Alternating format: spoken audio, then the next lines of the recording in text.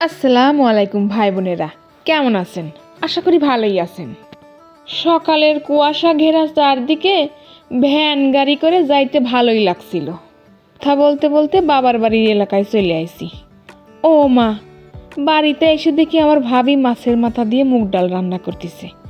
আমারে আবার বলতেছে গোশ রান্না করতে।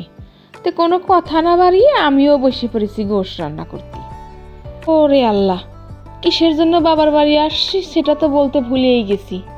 আজকে বাড়িতে অনেক মেহমান আসবে, তাই আর কি।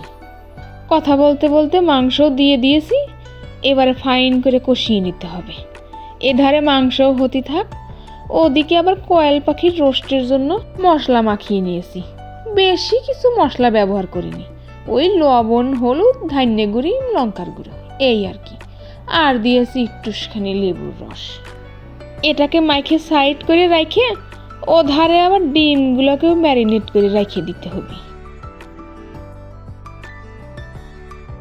ডিম ম্যারিনেট করে রেখে এধারে আবার মাছও ম্যারিনেট করে রেখে দিয়েছি। এই যে দেখেন, ভাবিরে কইলাম সব কিছু তো রেডি করে দিলাম, এবারে রান্না করো। ভাবিও রান্না করতে লেগে পড়েছে।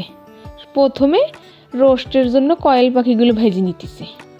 ওরে আল্লাহ, এদিকে এসে দেখি আমার আব্বা উঠানের মধ্যে উনুন কেটে আগুন জ্বালিয়ে পায়েস রান্না করতে লেগে পড়েছে। যে এখানে পায়েস রান্না করছে তার উপরেই আছে বরই গাছ। কত সুন্দর বরই ধরে আছে গো!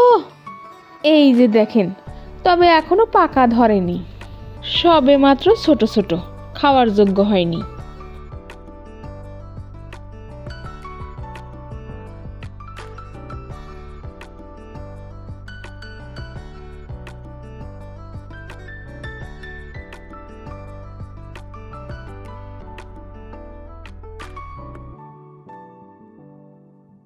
যাই হোক, এদিক প্রাণে এসে দেখি আমার ভাবির রোস্ট রান্না হয়ে গেছে।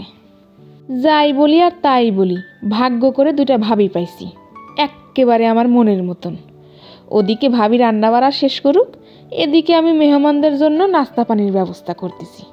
এই যে দেখেন, কি সুন্দর করে নাস্তাগুলা রেডি করেছি, একদম আমি নিজে হাতে গুছিয়ে করেছি এগুলা।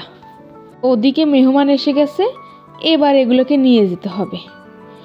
মেহমানদের আপ্যায়ন করা শেষ, এবারে নিজের পেটের আপ্যায়ন করতে হবে। তাই আর দেরি না করে নিয়ে নিয়েছি কয়টা পোলাও আর ডিম আর মাছ ভাজি। ডিম আর মাছ ভাজি দিয়ে খাওয়া শেষ করে নিয়ে নিলাম কোয়েল পাখির রোস্ট। ওরে বাবা গো, মোমের মতন গলে আসতেছে। কি স্বাদ হয়েছে, কি স্বাদ হয়েছে! যাই হোক, খাওয়া দাওয়া শেষ করে এক গ্লাস ঠান্ডা খাইতে খাইতে আজকের মতন চলে যাই। আবার নতুন কোনো রেসিপি নিয়ে হাজির হব। ভালো থাকবেন ভাই বোনেরা, আল্লাহ হাফেজ।